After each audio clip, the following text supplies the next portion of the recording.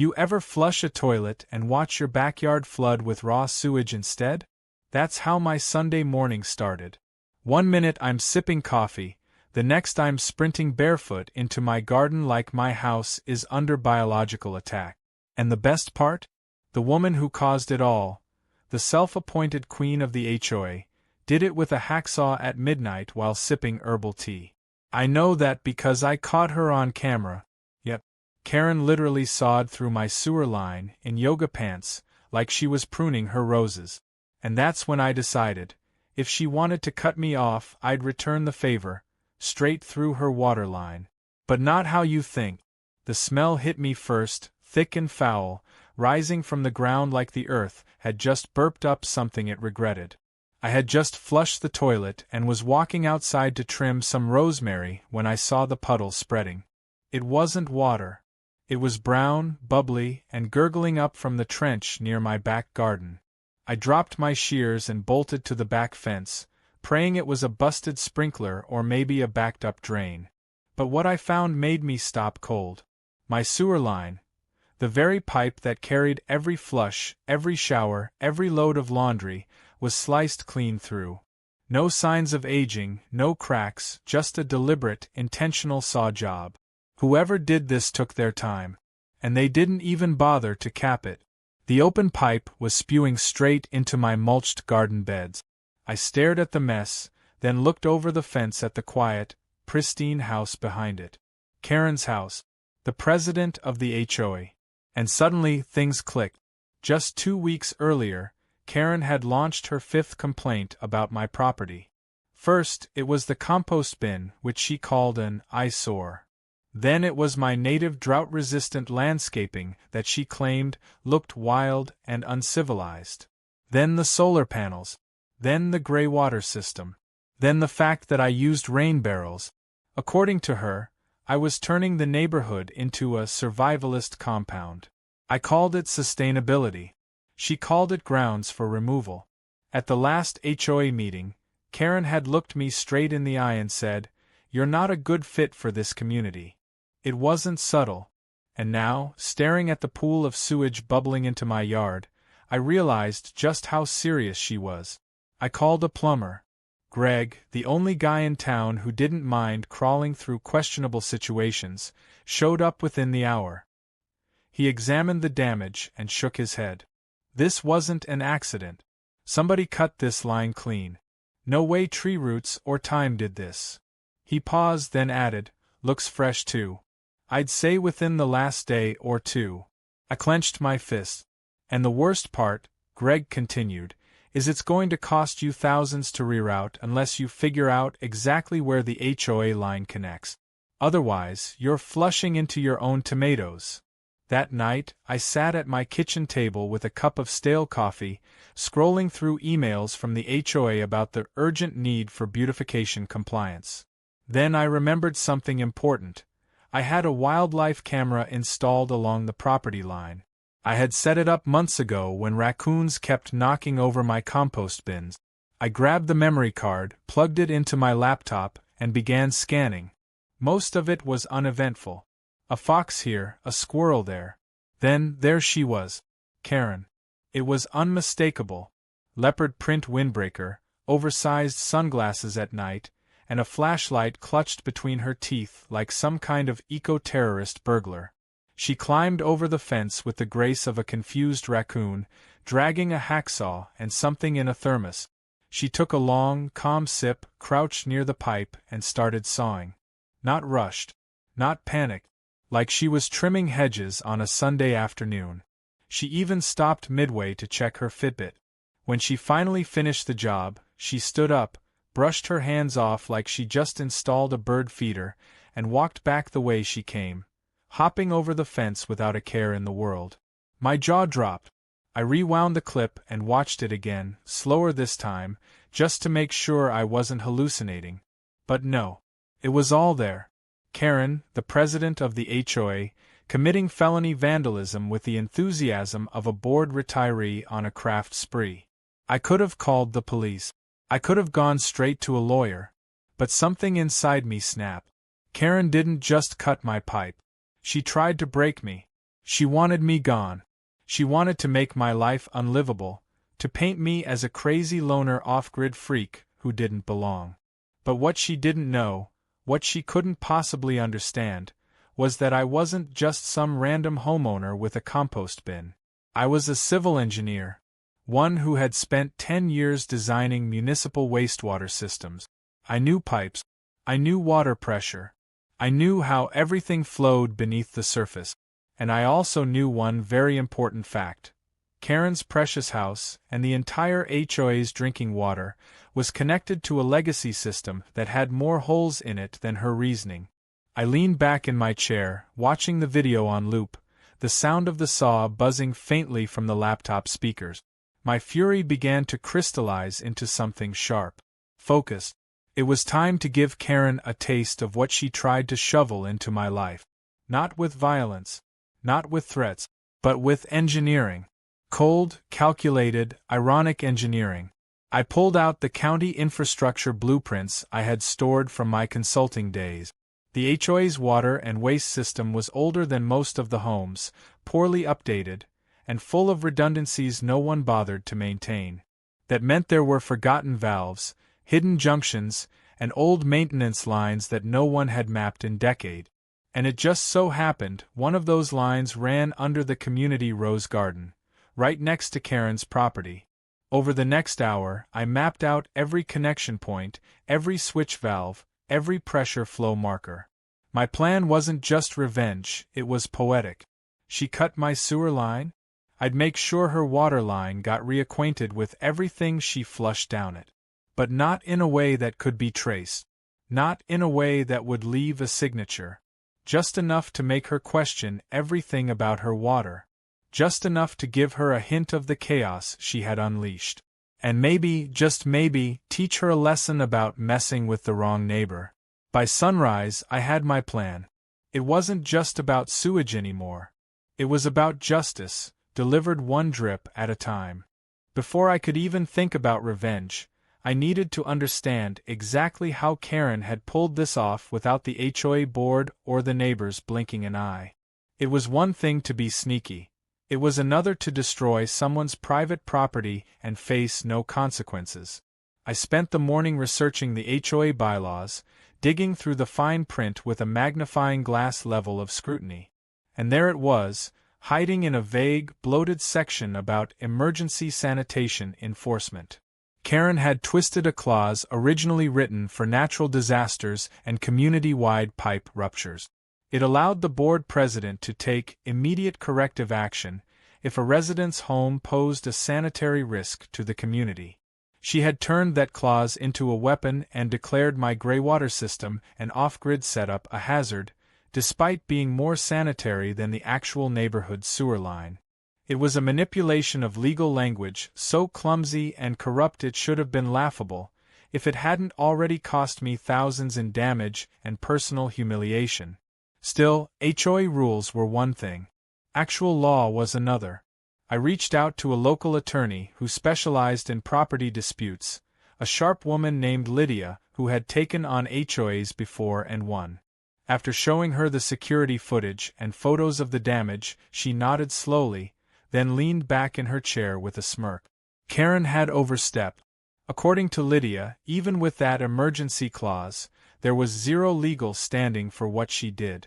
She didn't report the so-called hazard, didn't document anything, didn't file any kind of board action.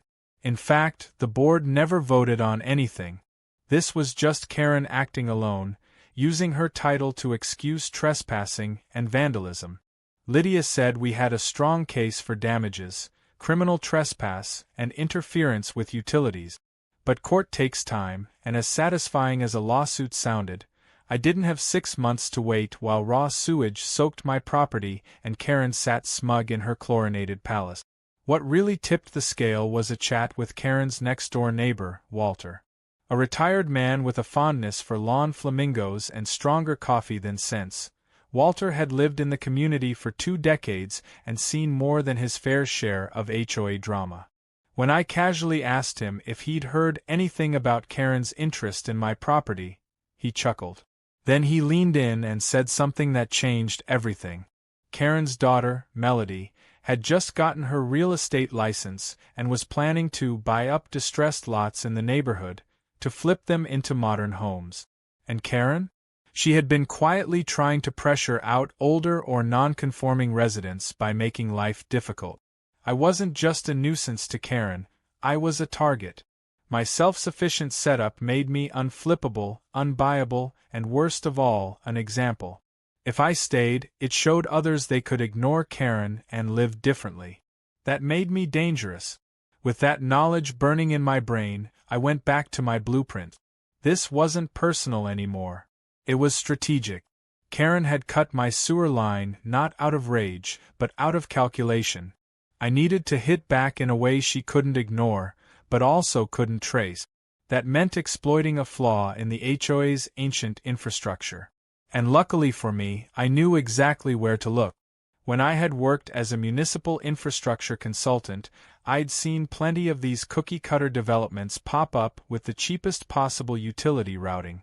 Developers loved to bury multiple service lines together, water, waste, runoff, because it saved time and money. The problem was, once the neighborhood aged and homeowners made changes, no one updated the map. HOA boards rarely knew what sat beneath their flowerbeds. And this neighborhood was built 15 years ago with one of the most vulnerable systems I'd ever studied. I pulled out the original utility plans I'd saved from a project years ago, and there it was. A legacy valve chamber just off the rose garden, which had once been used for flushing the stormwater drain and could easily be reconnected, if you knew where to dig. The next step was stealth. I didn't want to get caught poking around HOA common ground in broad daylight, so I waited until midnight, armed with a headlamp, gloves, and a very specific set of tools.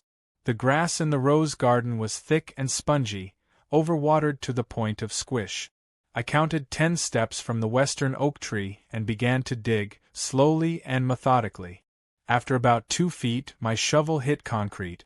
A buried valve box, exactly where the blueprint said it would be. I pried open the corroded metal lid and looked down into the chamber. The valve was still there, rusted but intact. It had been locked in the open position long ago, back when the runoff system had been repurposed for irrigation. With a few careful turns and a replacement coupling I brought from my personal stock, I rerouted a section of graywater from my broken sewer line into the storm line that connected directly into the HOA's landscape irrigation system. I didn't send raw sewage, of course. I had enough ethics not to poison anyone. But I did mix in graywater from my washing machine and outdoor sink, plus the runoff that Karen had once claimed was unsanitary. Let her roses soak in the very thing she tried to bury me with. Back at home, I tested the new flow. Using a quiet little electric pump hidden in my compost bin enclosure, I began releasing small amounts of filtered, but definitely funky, gray water into the line. It would flow down into the HOA's common irrigation every morning, right when the sprinkler system kicked in. Just enough to add a little flavor. It was subtle, undetectable by normal tests, but very noticeable to the nose. Sure enough, the next week, Karen began complaining at the HOA meeting. She said the water smelled like swamp mold, and that her koi pond had turned cloudy. She even demanded the HOA hire a private testing firm to analyze the water supply. The board rolled their eyes. No one else had reported anything strange. Except, slowly, other homeowners began to notice too. Yellowing grass, weird stains on garden stones, a metallic aftertaste in the tap water. The HOA blamed the city. The city blamed aging pipe. Karen blamed everyone. Meanwhile, I kept feeding just enough gray water into the system to keep things weird but not hazardous. It wasn't illegal. The old runoff line was technically still active. And I hadn't altered anyone's private lines. The real brilliance was that the entire sabotage used their own infrastructure against them. I didn't sneak into anyone's house. I didn't break anything. I just let gravity and plumbing do what they were born to do. The crowning moment came when Karen, still fuming over the phantom stench haunting her backyard, called the Environmental Protection Agency and demanded a federal investigation. I watched from my porch as a white government SUV pulled up to the HOA office, and out stepped Marla, a former colleague of mine from my consulting days. I had helped her on a water treatment project 3 years earlier. When she saw me, her face lit up and she waved. Karen looked between us like her world was unraveling. Marla took samples, asked questions, reviewed the footage of Karen cutting my pipe, and took note of the DIY fix I had temporarily rigged for my system. She praised my resourcefulness, scolded the HOA for neglecting proper inspection procedures, and issued a formal citation. But not for me. For Karen. Trespassing. Illegal utility tampering. Negligence of community property. The board looked like they wanted to vanish into the hedges. Karen tried to argue, her voice rising to a screech, but Marla shut her down with a calm stare and a clipboard. I watched from my porch with a glass of lemonade, savoring every second, because in her obsession with control, Karen had forgotten the first rule of plumbing: everything flows back eventually. Sometimes with a little help. By the time Karen received her official citation from the EPA, the entire neighborhood was on edge. Rumors flew like summer mosquitoes.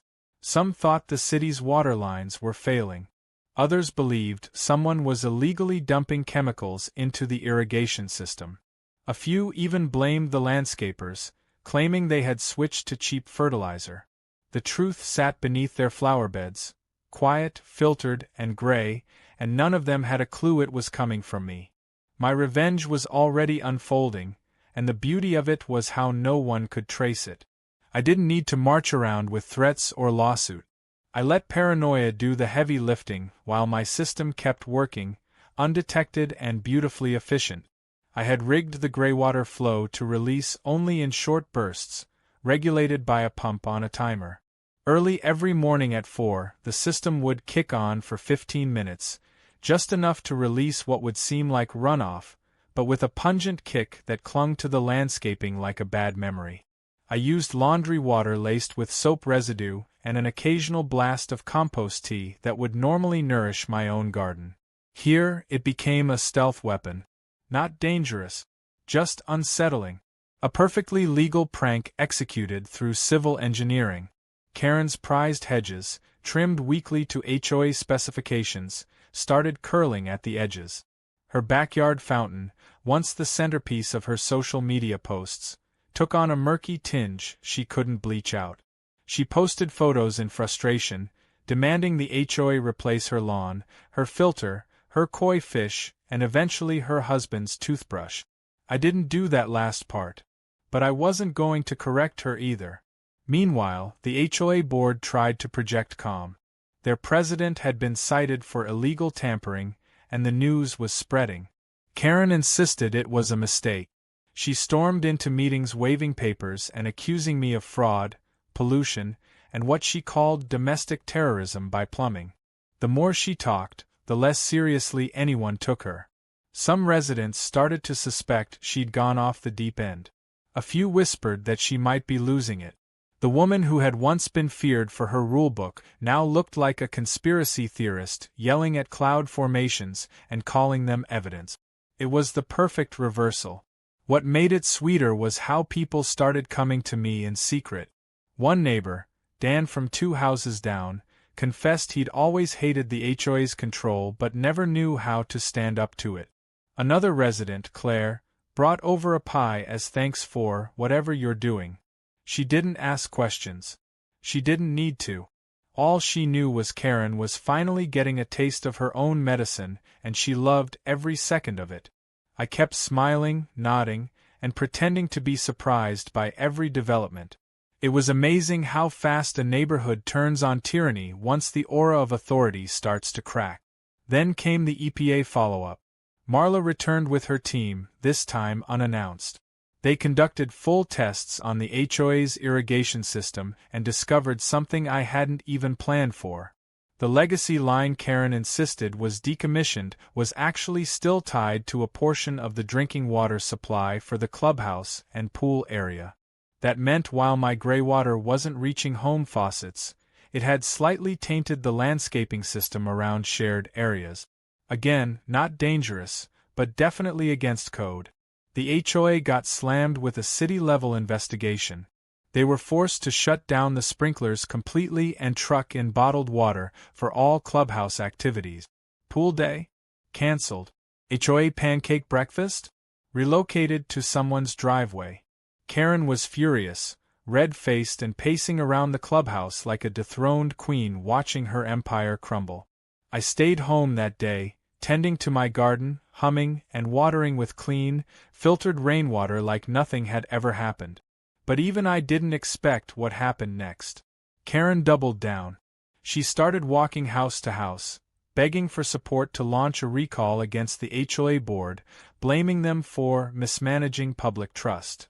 She wore oversized sunglasses like she was hiding from paparazzi and shoved flyers into people's mailboxes with hand-drawn diagrams of my house labeled Rogue Plumbing Zone. The flyer claimed I had constructed an illegal wastewater network and weaponized nature against the community. It even had a cartoon of me riding a giant faucet. I kept one as a souvenir. While Karen lost her mind in public, I made my next move. I knew the EPA had found the old valve, and I knew they were going to seal it permanently. So I decided to go for one last twist before the line was officially closed. I adjusted the timer on my pump for a longer cycle. Not a full flush, just enough to make an impression.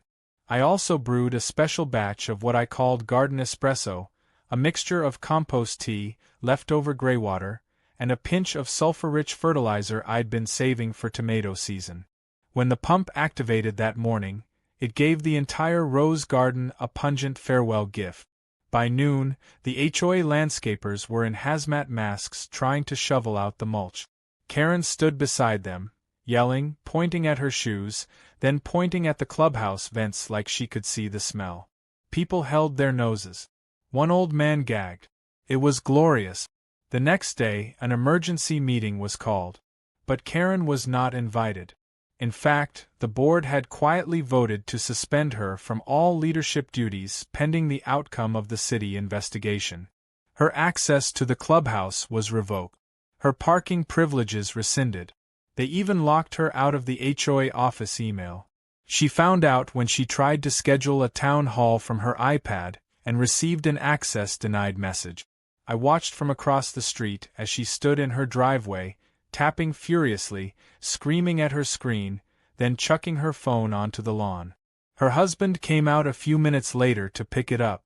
He didn't say a word. That evening, as the sun dipped below the trees, I sat in my hammock watching the lights flicker in Karen's house. No landscaping crew. No fountain sounds. Just silence and the occasional flicker of her silhouette pacing in the kitchen. She was unraveling. Not because of some brute force retaliation, but because she was no longer in control. That was the part she couldn't stomach. All her rules, her schemes, her twisted manipulations had finally backfired. Her only response now was desperation.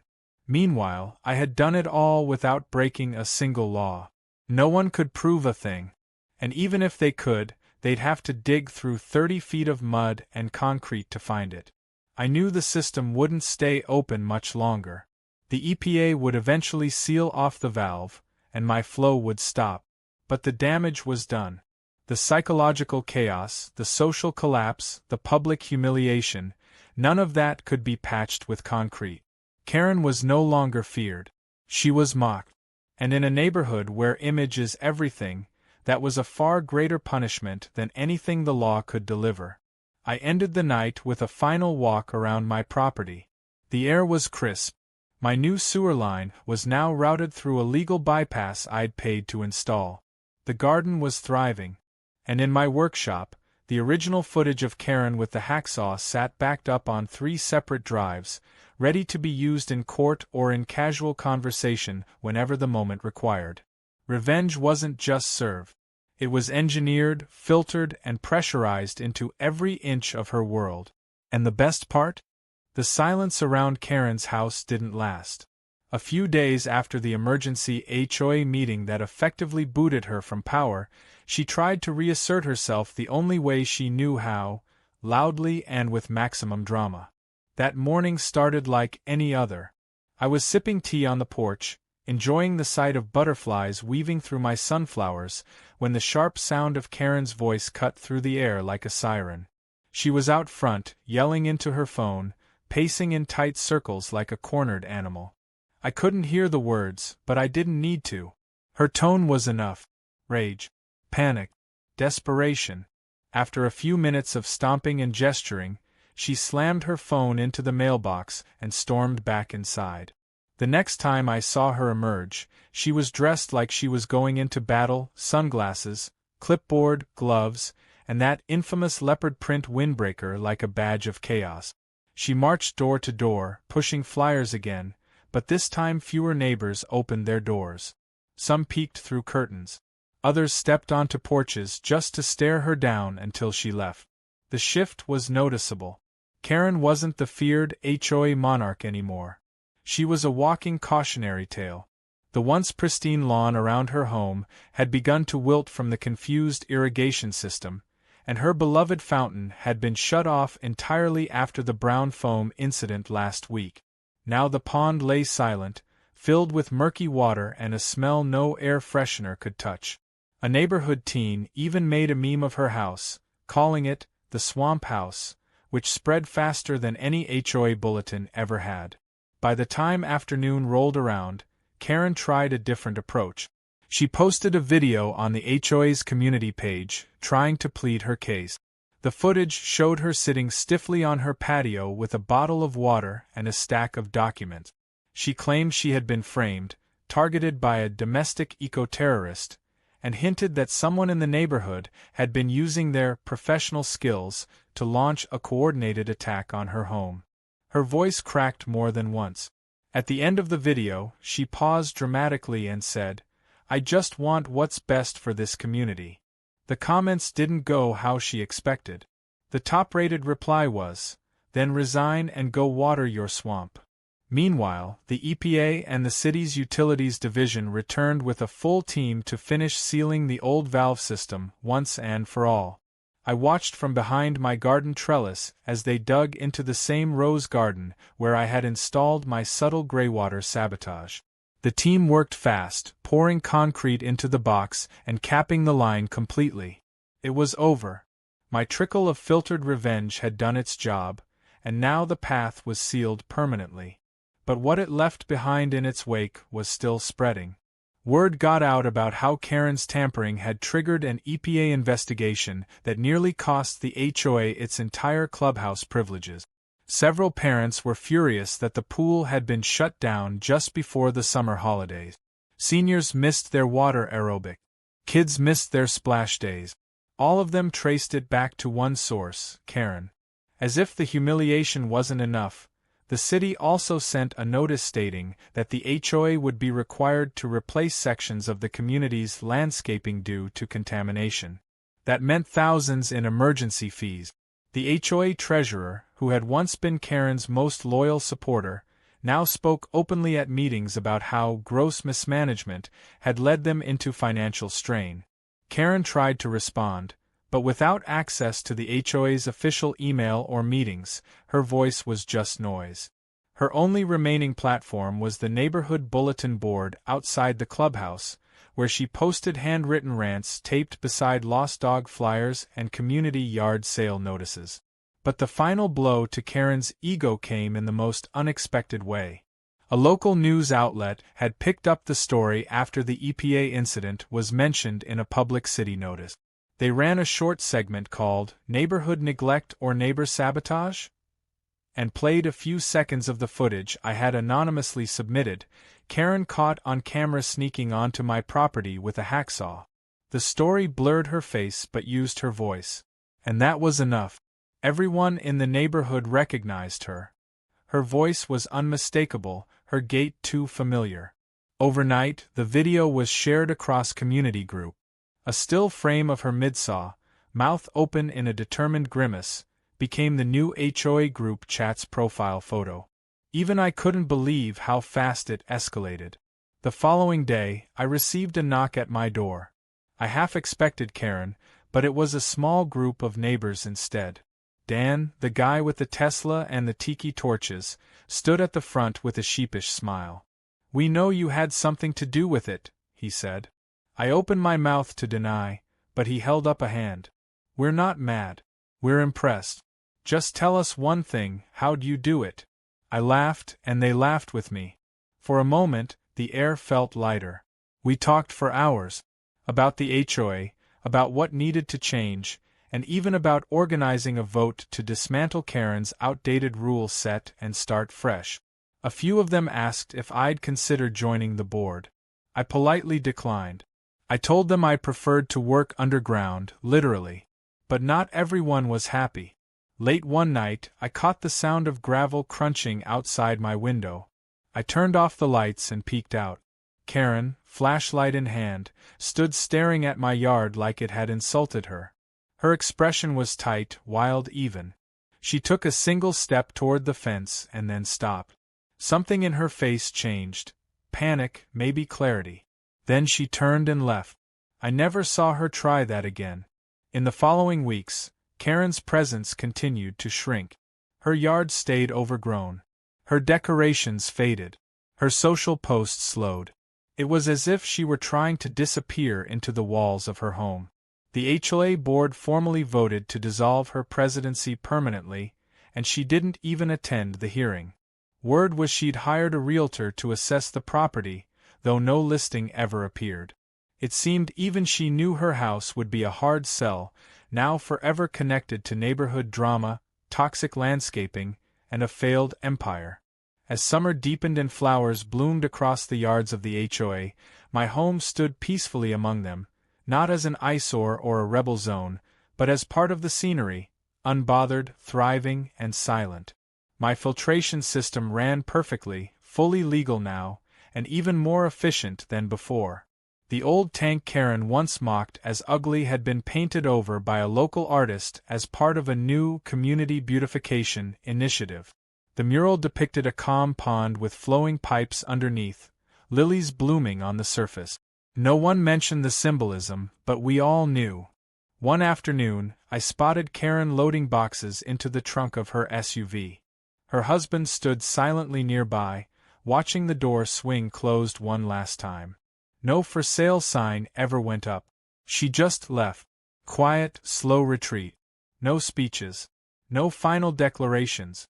Just a woman who had once ruled with clipped hedges and passive-aggressive flyers, now disappearing behind tinted windows.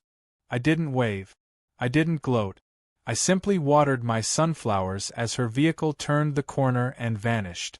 It wasn't about winning anymore. It was about peace. And peace had returned. Not through court orders or police tape, but through a simple reminder that nature, like plumbing, always finds a way back. And if you push hard enough, it might just flood everything you ever tried to control.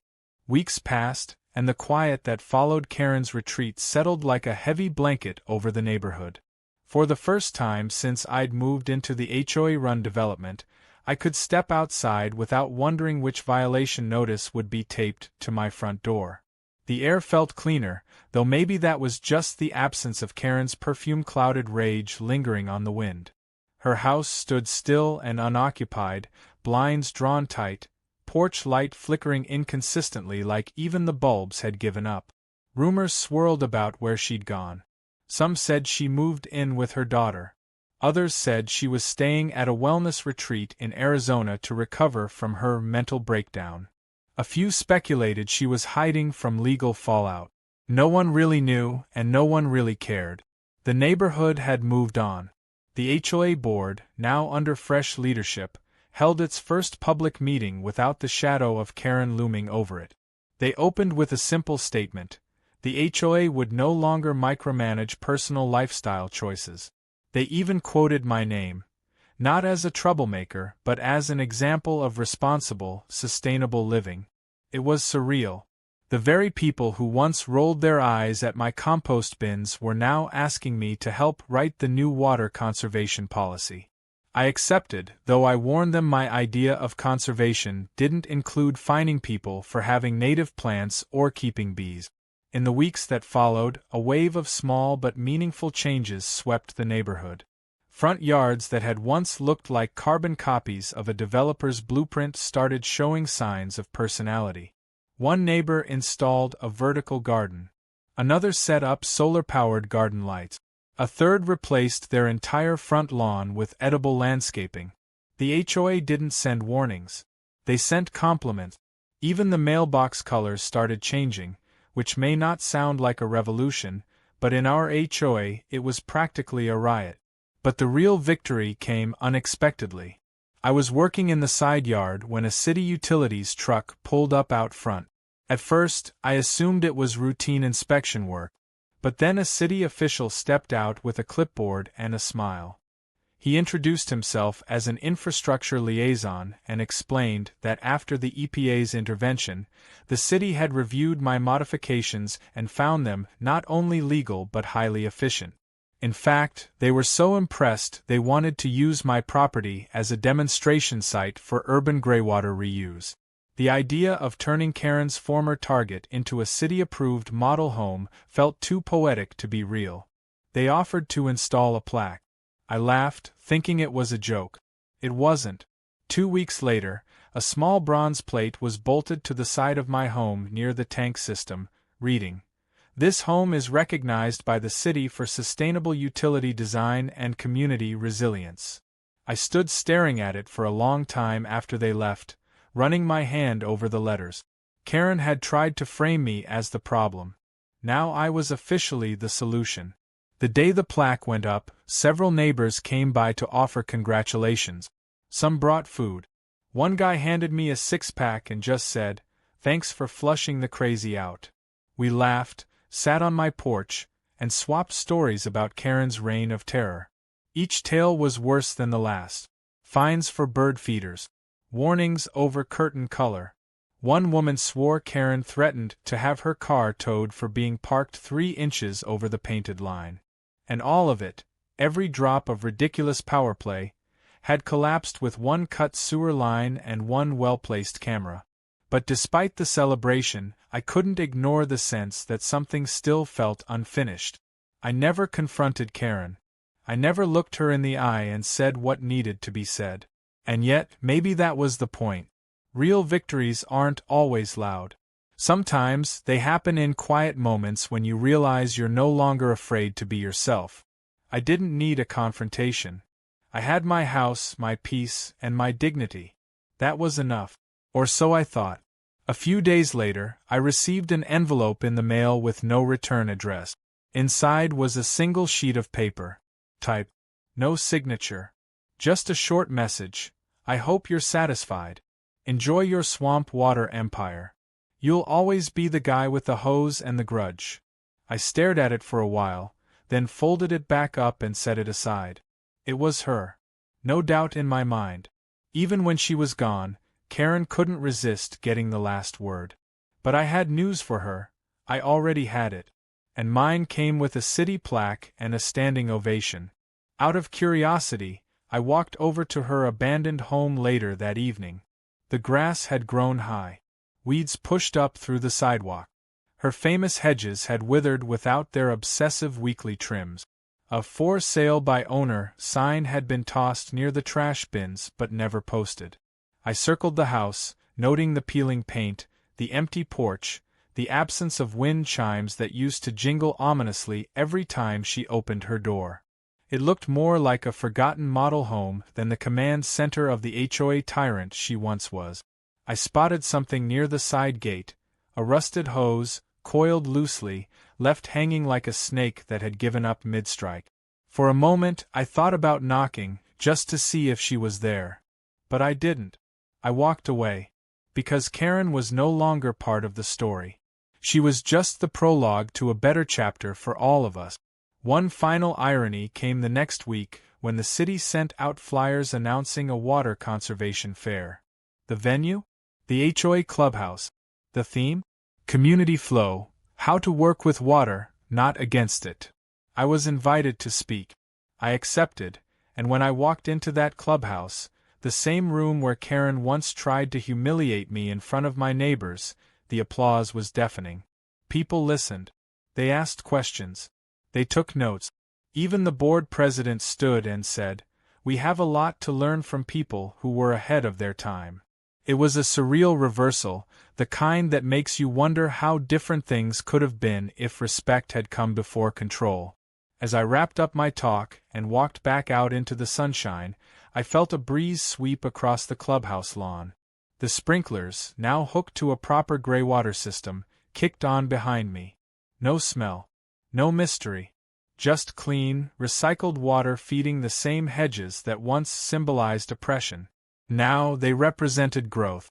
I smiled, adjusted the collar of my shirt, and walked home with a peace I hadn't felt in years.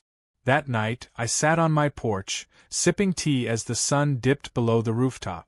My cat curled beside me. The garden swayed in the breeze. The faint trickle of my own backyard water feature hummed in the distance, and for once, I didn't have to look over my shoulder. No inspections, no threats, no midnight hacksaws. Just silence. And maybe, if I listened closely enough, the faint echo of a sprinkler system Karen would never control again.